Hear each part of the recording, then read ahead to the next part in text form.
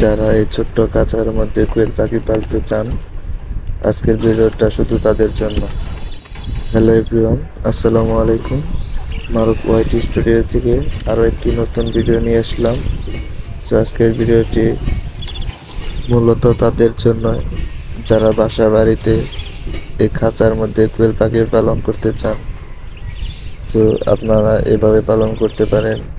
ছোট্ট একটি খাঁচার মধ্যে অনায়াসে কিন্তু 5 থেকে 6টা কোয়েল পাখি পালন করতে পারেন।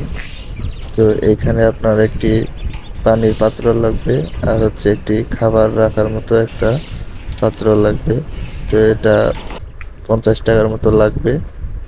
আর হচ্ছে আপনারা খাঁচার মধ্যে পালন করার সময় কোয়েল পাখির যে মলগুলা ত্যাগ করবে সেটা কিন্তু নিচে কিন্তু ইয়ের মধ্যে পড়ে যাবে।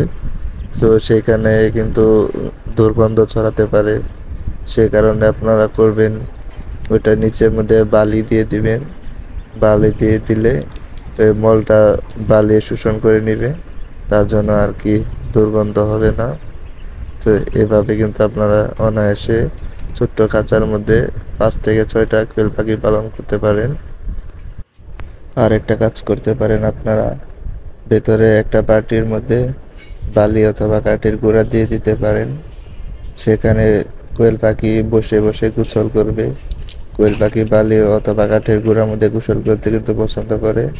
তো ওদের শরীরে একটু ব্যায়ামও হবে, এতে পাখি অনেক সুস্থ থাকবে। এই কাজটাও আপনারা করতে পারেন।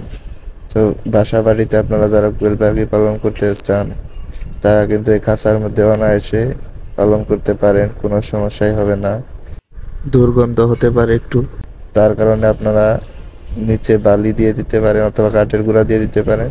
তাহলে আর কি গন্ধটা ছড়াবে না, পরিষ্কার পরিচ্ছন্নতা থাকবে। তো বন্ধুরা, আশা করি ভিডিওটি সবার অনেক ভালো লেগেছে। এভাবেই কিন্তু আপনারা চাইলেই কোয়েল পাখি পালন করতে পারেন।